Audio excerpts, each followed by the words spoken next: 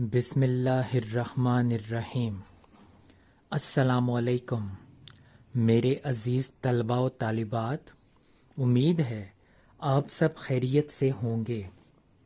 مثل مشہور ہے، گیا وقت پھر ہاتھ آتا نہیں، سدا عیش دوراں دکھاتا نہیں۔ پیارے طلباء و طالبات، آپ کے سالانہ امتحان کا وقت قریب آ رہا ہے۔ جو وقت گزر گیا سو گزر گیا۔ اب آپ کو اپنی پڑھائی کے معاملے میں سنجیدہ ہونا پڑے گا۔ موجودہ وقت سے خوب فائدہ اٹھانا پڑے گا۔ اگر یہ وقت بھی چلا گیا تو ہاتھ پھر کچھ نہیں آئے گا۔ عزیز طلباء، جیسا کہ آپ کو اردو جماعت نحم کا جو سمارٹ سلیبس دیا گیا ہے، ہم نے اس کو 2 حصوں میں تقسیم کیا ہے۔ پہلے حصے کا امتحان آپ کا 26 جنوری سے شروع ہو رہا ہے اور پہلے حصے کے اسباق آپ کے سامنے ہیں۔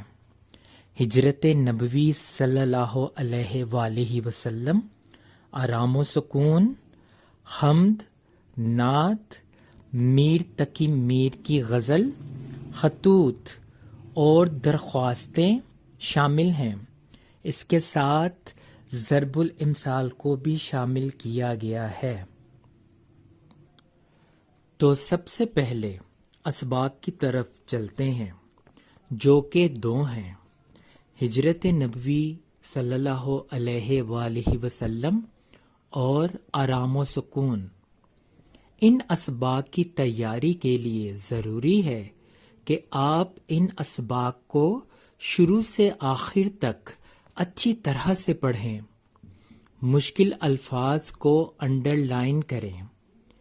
یاد رہے، ان اسباق کی تیاری کے لیے تعارف مصنفین کو تیار کرنے کی بالکل ضرورت نہیں۔ ان میں سے کچھ بھی نہیں پوچھا جائے گا۔ جیسا کہ میں پہلے بات کر رہا تھا کہ آپ ان اسباق کو شروع سے آخر تک اچھی طرح سے پڑھیں، مشکل الفاظ کو انڈر لائن کریں، ان کے معنی اوپر ہی لکھ دیں تاکہ بار بار پڑھنے سے معنی ساتھ ساتھ یاد ہوتے جائیں، کیونکہ اچھی طرح سبق کی پڑھائی کرنے سے ہی آپ MCQs اور مشقی سوالات کو بہتر طریقے سے حل کر سکیں گے۔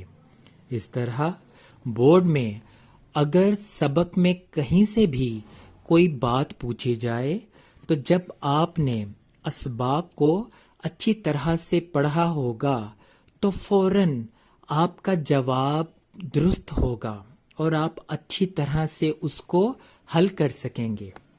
پڑھائی کے دوران جو الفاظ مشکل لگتے ہوں ان کو ہائی لائٹ یا انڈر لائن کر لیں اور فوراً کاغذ پر ان کو لکھنے کی مشق کریں تاکہ حتم الامکان غلطی کا امکان نہ رہے۔ پھر سبق کے خلاصے کی طرف آ جائیں۔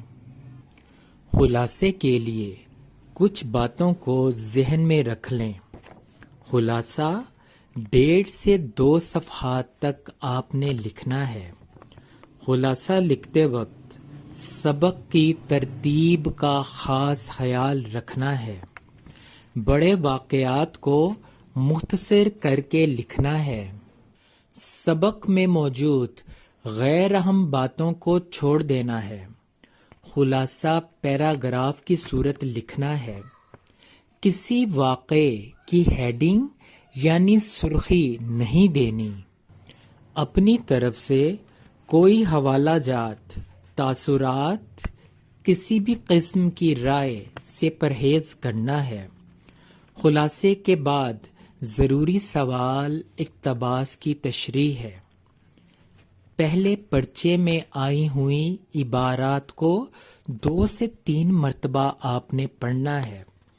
پھر یہ معلوم کرنا ہے کہ کس سبق سے یہ اقتباسات کو لیا گیا ہے۔ ان کو کرنے کے لیے سب سے پہلے حوالہ متن دینا ضروری ہے، یعنی آپ نے سبق کا نام اور مصنف کا نام لکھنا ہے۔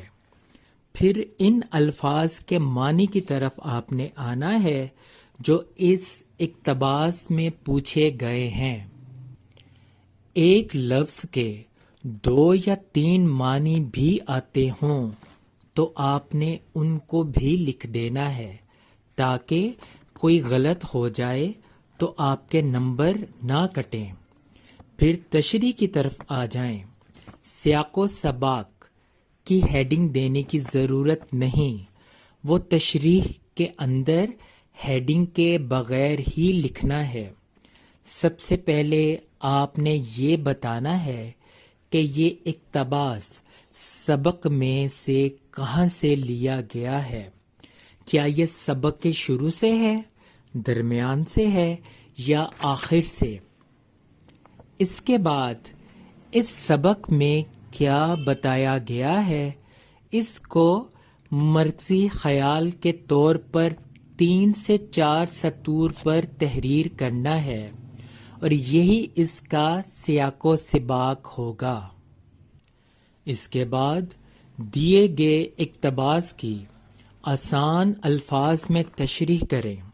کوشش کریں جتنی سطور کا اقتباس ہو تشریح اس سے ڈبل ہو۔ ان باتوں کو مد نظر رکھ کر آپ زیادہ سے زیادہ نمبر حاصل کر سکتے ہیں۔ تمام سوالات کو لکھتے وقت کا خاص خیال رکھیں، جو کہ بار بار جماعت میں آپ کو بتایا جا چکا ہے، حتیٰ کہ ٹیسٹ میں بھی ساتھ وقت لکھا ہوتا ہے۔ اب آپ ان اسباق اور نظموں کے مشقی سوالات کی جانب آ جائیں۔ تو مشقی سوالات میں مختصر سوالات کے جوابات خالی جگہ پر کریں، بیان میں سے درست کی نشاندہی گڈ اور غلط کی نشاندہی کراس سے کریں، کالم ملائیے، الفاظ کا درست تلفظ اعراب کی مدد سے واضح کریں، درست جواب کا انتخاب کریں، ان سب کو اچھی طرح سے تیار کریں۔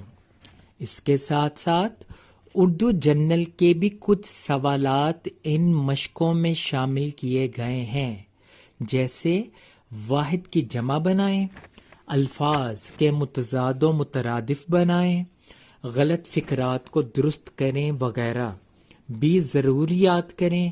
یہ تمام سوالات MCQs میں پوچھے جائیں گے۔